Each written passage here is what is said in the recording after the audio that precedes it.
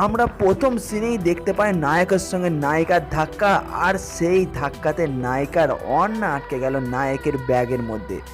আর তাহলে আমাদের প্রশ্ন হলো, এই সামান্য ধাক্কায় কি করে এতটা অন্না আটকে যেতে পারে?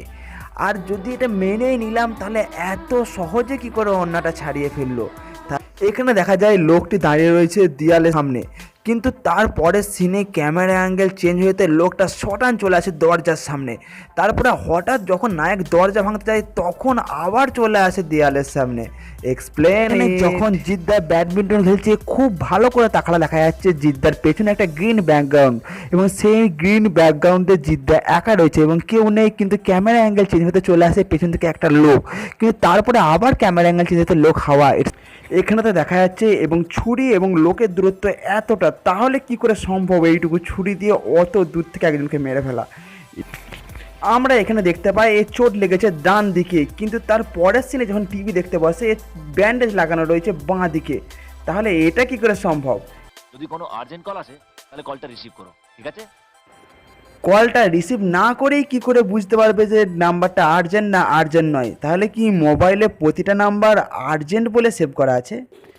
এখানে যখন নায়িকা লিফট দিয়ে ওঠে, তখন দেখা যাচ্ছে ওর পাশের লিফটের মধ্যে কেউ নেই, কিন্তু তারপরের সিনে ক্যামেরা অ্যাঙ্গেল চেঞ্জ হতে লিফটের লোকে ভর্তি হয়ে গেল। এখানে দেখা যাচ্ছে বাবুল সুপ্পের গাড়িটা খারাপ হয়ে যাওয়ার জন্য গ্রামের অনেকগুলি লোক এখানে দাঁড়িয়ে রয়েছে, কিন্তু তার পরের সিনেই যখন জিৎ এবং তার বন্ধুরা ছুটে আসে, দেখা যায় এখানে কোনো লোক নেই। It's magic. এখানে আমরা দেখতে পাচ্ছি কালো রঙের গেঞ্জি পরে রয়েছে বাবুল সুপ্প, কিন্তু তার পরের সিনেই গেঞ্জির কালার চেঞ্জ হয়ে যায় আকাশি, কিন্তু তার পরের সিনেই আবার গেঞ্জির কালার চেঞ্জ হয়ে যায় কালো।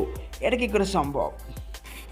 এই সিনে যখন নায়িকা সিঁড়ি দিয়ে ওঠে, তখন তার পেছনে দুটি মেয়েকে উঠতে দেখা যায়, কিন্তু তারপরে ক্যামেরা অ্যাঙ্গেল চেঞ্জ হয়ে যেতে তার পেছনে এই লোকটা কোথা থেকে চলে এলো।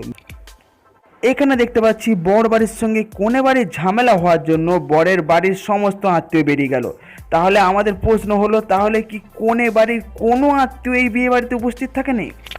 এখানে দেখতে পাচ্ছি নায়িকা লেটার বক্সে একটা চিঠি ফেলছে, কিন্তু লেটার বক্সে যে চিঠিটা ফেলছে তার ওপর কোনো ডাক টিকিট বা কোনো ঠিকানা লেখা নেই।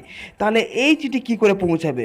আমরা এখানে দেখতে পাচ্ছি এদের ব্যাকগ্রাউন্ডে কিছু ছাগল চড়ছে, কিন্তু তারপরে যখন ক্যামেরা অ্যাঙ্গেল চেঞ্জ হয়ে যায়, তখন সেই ছাগলগুলো পরিবর্তন হয়ে যায় ঘোড়া একটা।